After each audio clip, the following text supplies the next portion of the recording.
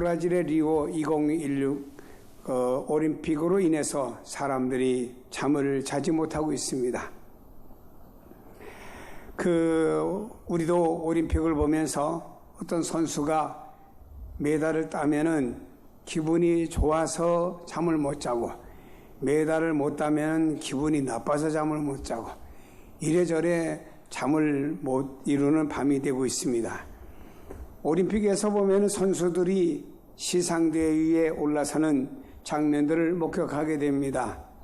어떤 사람은 시상대에 올라서서 감격에 찬 두 손을 번쩍 들고는 환호성을 치는 사람이 있고, 어떤 사람은 눈물을 흘리며 또 감격하는 사람이 있고, 어떤 사람은 기뻐가지고 입이 확 벌어져서 어쩔 줄 모르는 사람이 있음을 보게 됩니다. 저들 목에는 금메달, 은메달, 동메달이 걸려져 있습니다. 그런데 성경에도 우리들에게 이렇게 메달을 주겠다고 말씀하고 있습니다. 고린도전서 15장 41절에 해의 영광이 다르고 달의 영광이 다르며 별의 영광도 다른데 별과 별의 영광도 다르도다. 여기 태양은 발광체이지만 다른 반사체이기 때문에 그 영광이 다르다고 하는 것을 우리가 자연과학적으로 말할 수도 있겠지만, 여기 해의 영광과 달의 영광과 그리고 별과 별의 영광도 또 제각기 다르다라고 말하고 있습니다. 여러분, 이것은 주님께서 우리의 목에다가 태양을 이렇게 혹은 달을 그리고 별을 걸어준다는 말이 아닙니다.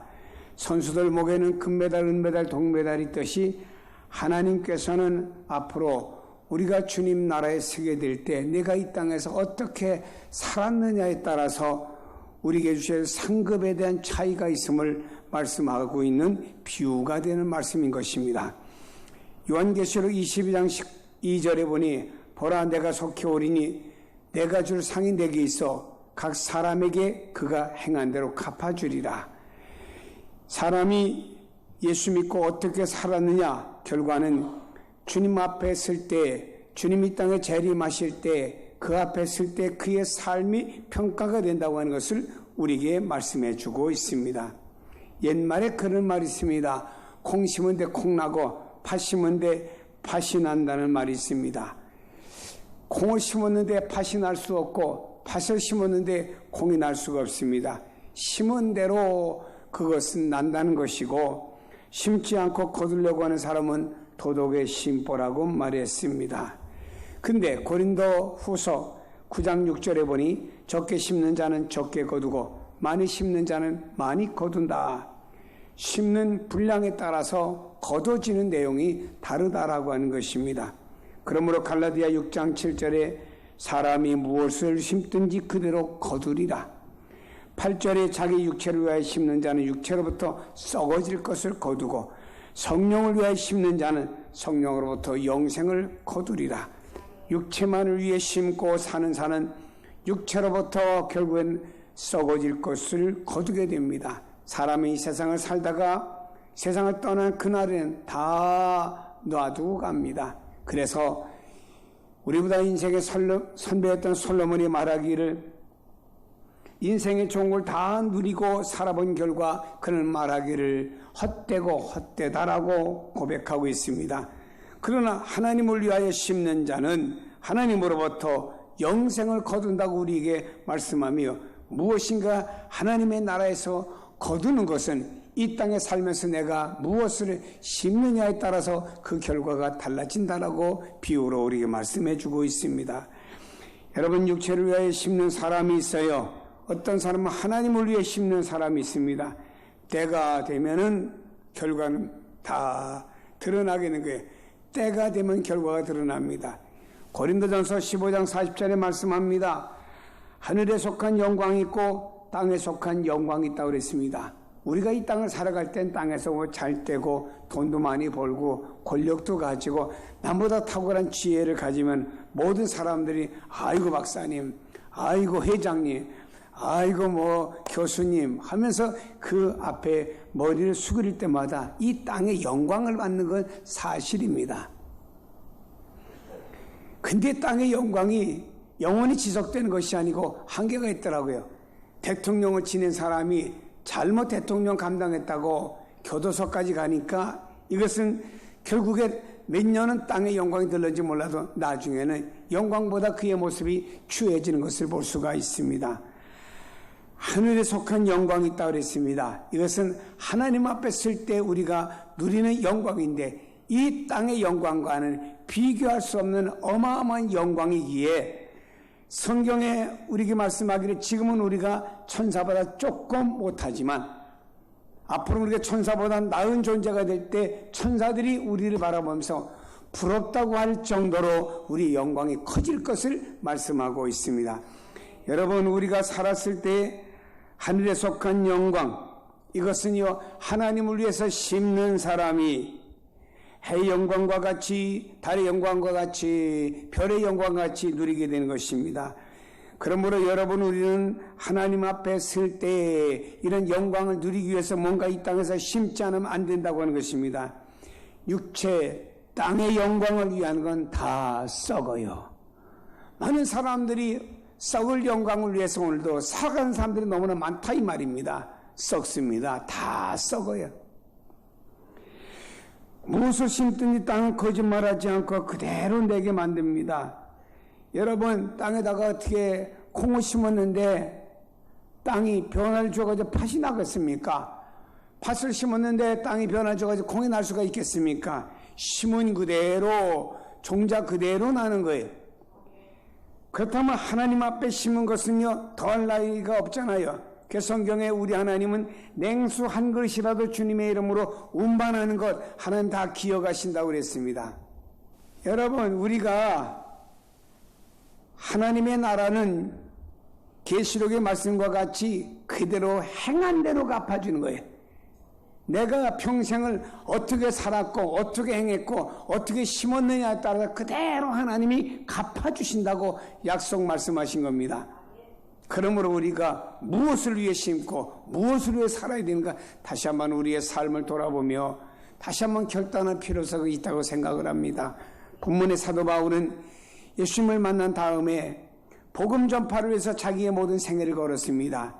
이제 자기의 생애가 얼마 안 남고 순교할 것을 그는 내다보면서 나의 수고와 헌신이 헛되지 아니한다고 하면서 하나님 앞에 서게 될 때 의로우신 재판장께서 공정하게 판단해서 그날에 내게 멸류관을 주실 것이다. 그것을 바라보며 고백을 하며 여기 있는 디모데 후서를 제일 마지막 책으로 그가 기록한 것을 보게 됩니다.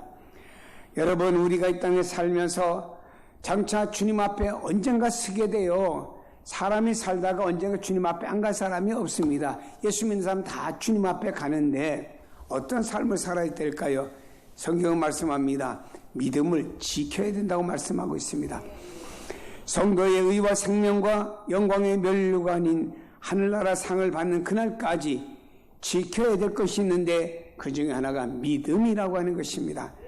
믿음으로 의롭다 하심을 얻게 됩니다. 믿음으로 하나님께 나가게 됩니다. 믿음으로 영생에 이릅니다. 믿음의 삶을 통해서 하나님을 기쁘시게 할 수가 있습니다. 그래서 믿음이 없이는 하나님을 기쁘시게 할 수가 없다라고 말씀했습니다. 성경에 보니 많은 사람들이 히브리서 11장에 보니 아브라함도 믿음으로 하나님을 기쁘시게 했고 이삭도 믿음으로, 야곱도 믿음으로, 모세도 믿음으로, 에녹도 믿음으로 모든 사람들이 믿음의 삶을 살고 믿음의 삶을 통해서 하나님을 기쁘게 드렸다고 말씀하면서 히브리서 11장에 저들에서 아름답게 기록한 것을 볼 수가 있습니다. 그렇습니다. 믿음을 지켜나가야 될 줄로 믿습니다. 다니엘과 그의 세 친구는 말이에요, 어떤 위험 속에서 사자굴도 풀무불 속에서도 그들은 자기의 생명을 잊어버릴 뻔한 어려움이 와도 그들의 믿음을 지켰다라고 하는 것입니다. 요셉이라고 하는 사람은 세상의 유혹 속에서 믿음을 지켰습니다. 거기서 적당히 살면 위협도 없었는데 그 유혹을 젊은 사람이 뿌리친 거예요. 오늘 같으면 젊은 사람들이 많이 빠질 수밖에 없었던 유혹을 그는 뿌리쳤다라고 하는 것입니다. 세상 어느 것과도 바꾸지 말고 끝까지 여러분의 믿음 잘 지켜나가시기를 축복합니다.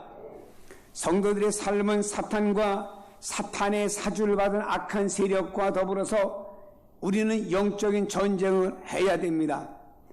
사탄의 미혹과 세상의 죄악과 더불어 싸워서 이기지 않으면 내가 지게 되는 거예요. 세상은 영적인 전쟁터입니다. 전쟁은 간단해요. 이기느냐 지느냐. 패자는요, 졌기 때문에 패자의 장군이 말입니다. 목에다 줄을 매가지고 질질 끌려서 그 타국에 가서 많은 사람들이 보는 앞에 비참하게 처형을 받는 거예요. 패자가 이런 거예요. 영적인 전쟁터에서 여러분 패자가 되면 어떻게 되겠습니까? 지금은 내 육신이 좋을런지 몰라도 하나님 앞에 설 때 그 패자의 비참함을 생각해 보셔야 됩니다. 주님이 세상을 이기셨지요. 우리도 주님과 더불어 힘입어서 세상을 이겨야 됩니다. 전쟁에 나가는 사람이 전신을 무장합니다. 요즘도 보면 경찰이나 특수한 부대에 있는 사람들은요, 이 방탄 조끼를 입습니다. 그러면은 총알이 날라와도 조끼에 박혀서 생명의 지장이 없습니다. 지금도 이렇게 전신을 무장하는 그 무장이 있는데 우리 예수 믿는 우리들에게도 무장을 해야 됩니다. 무장은 다른 게 아니에요. 하나님의 말씀과 기도로 무장해야 됩니다. 그래서 날마다 여러분 삶 속에 하나님 앞에 기도해야 되고요. 날마다 말씀을 묵상하고 생각하며 말씀으로 우리가 전신갑주를 입어야만이 사탄이 우리를 사주하지 못하고 우리가 그에게 넘어가지 않는 능력자가 될 줄로 믿습니다.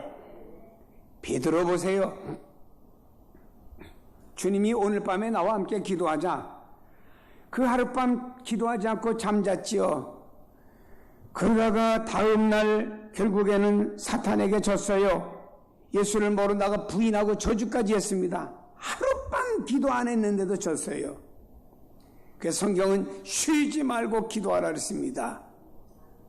어떻게 한 주간 내내 기도하지 않고 영적인 전쟁에서 이기려고 하십니까, 여러분? 항상 기도해야 됩니다. 도마라고 하는 사람은요, 주님의 말씀을 믿지 않았습니다. 다른 제자들이 증언을 해도 믿지 않았습니다. 어떻게 사람이 죽었은 걸로 끝나지 말이야 사람이 살아날 수 있느냐 부정을 했습니다. 부활하신 주님께서 그에게 나타나셔서 말씀했습니다. 내가 십자가에 못 박힌 손을 만져보고 옆구리에 창 박힌 옆구리를 만져보고 믿음이 없는 사람 되지 말고 믿는 사람이 되라 그랬어요. 도마는 주님이 그렇게 말씀을 했음에도 불구하고 말씀을 믿지 않았습니다. 사랑하는 성도 여러분이요, 기도와 말씀으로 여러분을 무장하시기를 주의 이름으로 축복합니다. 그래서 여러분에게 시편 쓰라고 그런 거예요. 시편을 펜을 잡고 쓰는 그 순간에는 여러분 머리에 다른 잡념이 없어지잖아요. 성도의 거룩성과 성도의 삶을 유지하기 위해서는요, 악한 사탄의 무대에서 싸워야 됩니다. 다윗도 말입니다. 그 당시에 이는 이로 눈은 눈으로 살아가는데 그는 이는 이로 눈은 눈으로 살아가지 않고 하나님의 영광, 하나님 뜻이 무엇인가에 맡기면서 자기를 미워하는 사울을 죽일 수 있는 기회가 주었음에도 불구하고 그는 보복하지 않고 하나님께 맡기고 그를 해하지 않았습니다. 여러분이요, 믿음을 지키려고 애썼던 다윗의 모습을 보아야 됩니다. 성도가 어떤 사람인가요? 성도를 가리켜 거룩한 백성이라 부릅니다. 거룩이라는 말은 구별이라는 단어죠. 우리는 다르게 살기로 결심을 해야 됩니다. 세상 사람과 똑같이 살려고 애쓰지 말고 다르게 살기로, 나는 예수를 믿고 믿음 안에 있는 사람이고 주님의 사람이기 때문에 나는 다르게 살겠다. 세상 것 가지고 왜 자꾸 스트레스를 받아요? 여러분, 우리 예수 믿는 사람은 그런 것이 아니고 나는 다르게 삶에 있어서 그걸 가지고 우리는 기뻐하고 감사하고 즐거워해야 되는 겁니다. 요셉을 보세요. 하나님의 백성답게 살라고, 선하게 살라고, 구별되게 살라고 하다가 억울하게 감옥에 간 거예요. 그 주인 마님의 음란한 요구를 들어주지 않는다고 해서 감옥에 갔습니다. 그는 현실 속에 동화되면요, 주인 마님과 이렇게 살아가고 그러면요, 편하게 살아갈 수가 있어요. 그러나 구별되고 다르게 살기로 하다가 오히려 감옥까지 가는 어려움이 있어도 나는 하나님의 백성으로서 구별되게 살겠다는 그의 결단 각오를 우리가 좀 배워야 됩니다. 세상에서 득을 따지지 마시고 세상에서 불유익이 되고 득이 없다고 해도 구별된 성도답게 살아가요. 그것이 성도들이 살아가야 될 모습인 줄로 믿습니다. 오늘날 성도들은 선하게 살고 구별되게 살고 악한 세력들과 싸워서 타협하지 말고 구별되게 살아야 됩니다. 우리가 힘든 세상이 있지만 세상은 우리를 유혹하고 있지만 그러나 그렇게 살아가야 될 줄로 믿으시면 아멘. 세상과 더불어 영적인 싸움을 싸워가면서 삽시다. 그래야 주님께서 그런 여러분을 인정하시고 좋아하십니다. 다음에 직무를 끝까지 잘 감당해야 된다고 말씀하고 있습니다. 직무는 봉사일이죠. 끝까지 감당하는 사람이 되어줘야 됩니다. 바울은 주님께 전도자의 직무를 맡았습니다.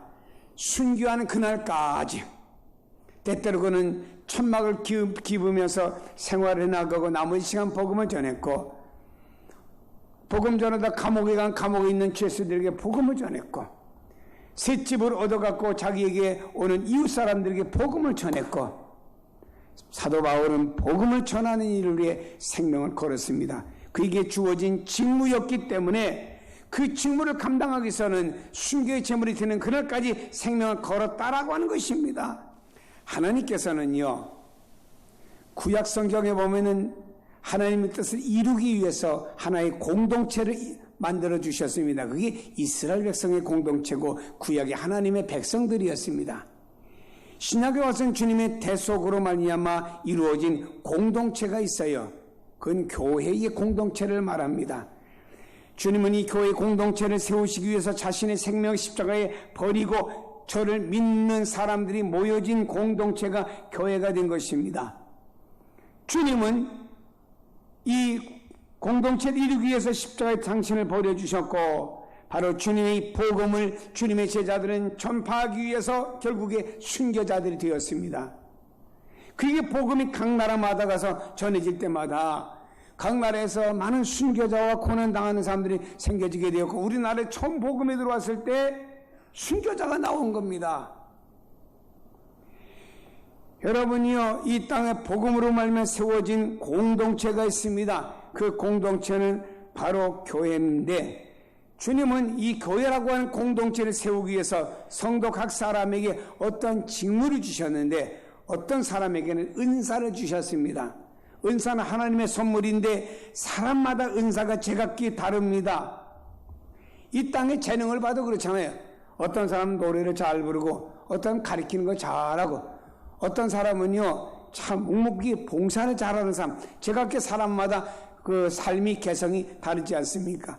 근데 하나님께서 우리에게 은사를 주셨어요. 초대교회에 보니까 은사가 선지자, 목사, 교사, 복음 전하는 자 다양한 은사를 주신 것을 우리가 말씀에서 보게 됩니다. 근데 여러분, 하나님 나에게 주신 은사가 있습니다. 이 은사는 예수 믿는 모든 사람에게 다 주신 은사예요. 이것이 무엇인가 발견해서 쓰임을 받아야 되는 거예요. 그래야 그 은사가 더 크게 발전되게 하시면 하나님이 쓰임받게 하신 놀라운 역사가 일어날 줄로 믿습니다.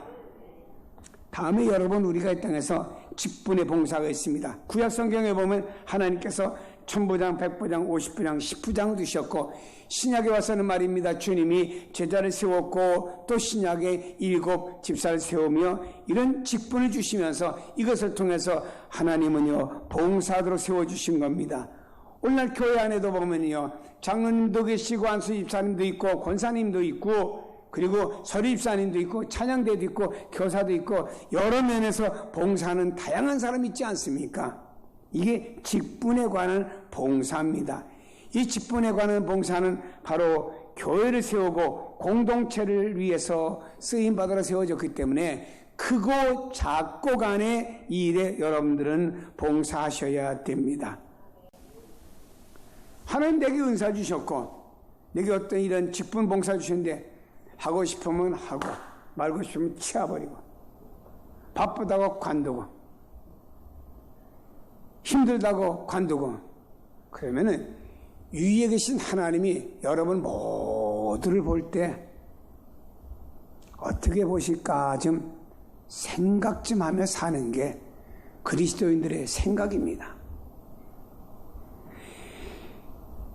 여러분이요, 이 봉사할 수 있는 기능을 주신 것은 하나님께서 교회에 유익을 끼쳐주라고요, 교회 공동체를 섬기라고, 교회 안에 지체를 섬기라고 주신 것입니다. 이 땅에서 직무를 주신 것은 하나님께서 우리에게 취미 활동하라고 주신 것도 아니고, 사람에게 이것을 주신 것은요, 네가 인간 살다가 성경에 뭐라고 말했느냐, 사람이 한 번 죽는 것은 정한 것이로되 그 위에 심판이 있다고 말씀하지 않았느냐. 그 위에 심판 받을 때 어떻게 하겠습니까? 예를 들면은 이 땅으로 생각해 봅시다. 어떤 사람은요, 알몸으로 거리 나간다고 보세요. 금방 경찰이 와 잡아갑니다. 어떤 사람은 속옷만 입고 밖에 나갔다고 봅시다. 온 동네 손가락질합니다. 어떤 사람은요, 나름대로 그가 입는 옷을 잘 입고 나가면요, 누구에게도 문제될 것이 없잖아요. 주님 앞에 갈 때도 말이야, 어떤 사람은 구원받긴 받은 부끄러운 구원같이 알몸으로 구원받은 것처럼 되면 그게 수치스럽지 않겠어요? 속옷만 입은 것처럼 그냥 다른 사람은 좋은 면류관 썼는데 깡통 다 파먹거나 빈 깡통으로 다 하나 씌워준 식으로 썼다고 하면 그거 어떻게 되겠습니까, 여러분? 분명히 사람 살다 한번 죽어요. 여기 여러분 세월 금방금방 지나도 언제 한번 끝납니다. 그 위에 심판이 있는데 그때 가서 여러분이 어떤 상을 하나님께로부터 받느냐 이거예요. 하나님이 우리를 부려먹기 위해서 이러한 직분을 주신 것이 아닙니다. 하나님의 나라의 상급, 하나님의 나라를 위해서 좀 저축하라고 주신 거예요. 그러니까 지금 오늘 이 시간부터 깨달음이 왔다고 하면은 저축 좀 하시기를 바랍니다. 그 나라에 다 부끄러운 구원에 참여하지 아무것도 없는 사람들이 안 되지 않습니까? 우린 준비해야 돼요. 믿음 준비하시길 바랍니다. 선한 싸움 준비하시기 바랍니다. 직무에 충실할 끝까지 잘 감당하는 여러분 되시길 바랍니다. 이제부터라도 하늘의 상을 준비하시는 여러분 되세요. 모든 게 시작이 있고 끝이 있다고 그랬지요. 출생이 있으면 사망이 있고 심을 때가 있으면 거둘 때가 있고 말입니다. 사람은 말입니다, 모든 면에 다 시작과 끝이 다 있는 것입니다.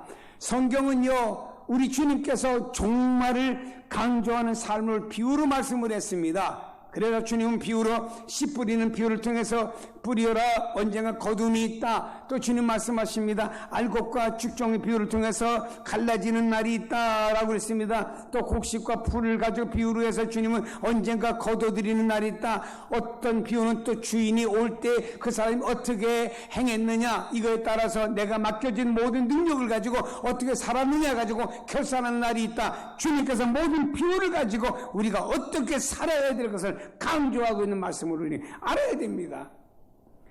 여러분 왜 이렇게 오늘 되는 대로 여러분 방식대로 살다가 언젠가 주님 앞에 서게 될 때 주님, 난 세상에서 주님을 위해 산 게 너무나 없네요. 세상과 나만을 위해 산 그 시간은 많았지만 주님을 위해 산 시간이 너무나 없네요. 그때가 어떡합니까? 오늘 힘들고 또 여러분에게 은사가 주어졌고 여러분이 주님을 위해서라고 하면은 선한 싸움 싸우며 살아가야 됩니다. 사랑하는 성도 여러분이요, 주님 앞에 설 때 많은 상은 거저주는 것이 받는 것이 아니고 오늘 여러분이 심는 대로 거둡니다. 하나님과 그의 영광을 위해서 잘 심으며 살아가는 여러분의 생애가 되기를 주의 이름으로 축복합니다.